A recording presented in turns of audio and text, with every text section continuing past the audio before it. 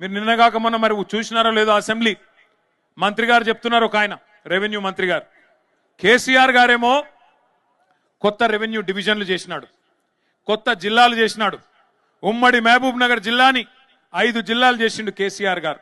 నాగర్ కర్నూలు జిల్లా, వనపర్తి జిల్లా, గద్వాల జిల్లా, నారాయణపేట జిల్లా చేసినాడు.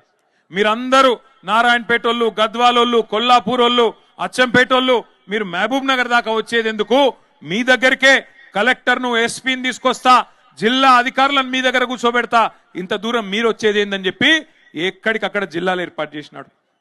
కలెక్టర్లను మీ గడప ముంగట కూర్చోబెట్టినాడు. కొత్త రెవెన్యూ డివిజన్లు ఏర్పాటు చేసినారు, కొత్త మండలాలు ఏర్పాటు చేసినారు. ఈ జిల్లాలో ఉండే మా లంబాడా సోదరులు, మా గిరిజన సోదరులు మీ ఆకాంక్ష నెరవేరుస్తూ తాండాలను గ్రామ పంచాయతీలు చేసిండు కేసీఆర్.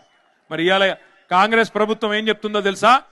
కేసీఆర్ తప్పు చేసిండు, తాండాలు గ్రామ పంచాయతీలు చేసేది కాకుండే, మహబూబ్ నగర్ జిల్లాను 5 ముక్కలు చేసేది కాకుండే, అందుకే వనపర్తి రద్దు చేస్తాం, నారాయణపేట రద్దు చేస్తాం, అట్లాగే గద్వాల జిల్లా కూడా రద్దు చేస్తామని చెప్పి నిన్నగాక మొన్న పొంగులేటి శ్రీనివాసరెడ్డి రెవెన్యూ మంత్రి గారు ప్రకటిస్తా ఉన్నాడు.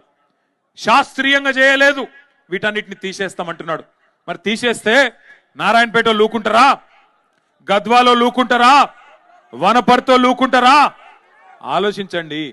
కలెక్టర్లను మీ గడప దగ్గర తీసుకొచ్చి కేసీఆర్ కూర్చోబెడితే కాదు ఇవన్నీ ఎత్తేస్తాం అని చెప్పి అలా రేవంత్ రెడ్డి మాట్లాడుతుంటే చూస్తా ఊరుకుందామా? ఆలోచన చేయండి.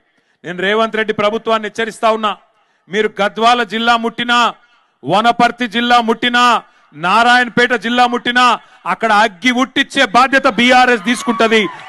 అక్కడే ఉద్యమాలకు కూడా శ్రీకారం చుడతామని చెప్పి కూడా హెచ్చరిస్తా ఉన్నా. పిచ్చి పొరపాట్లు చేయకండి. నీకు అధికారం ఇచ్చింది నీ అడ్డమైన అబద్ధపు హామీలను చూసి మోసపోయి ప్రజలు అవకాశం ఇచ్చినారు. నీకు చేతనైతే ఇచ్చిన హామీలు నెరవేర్చు.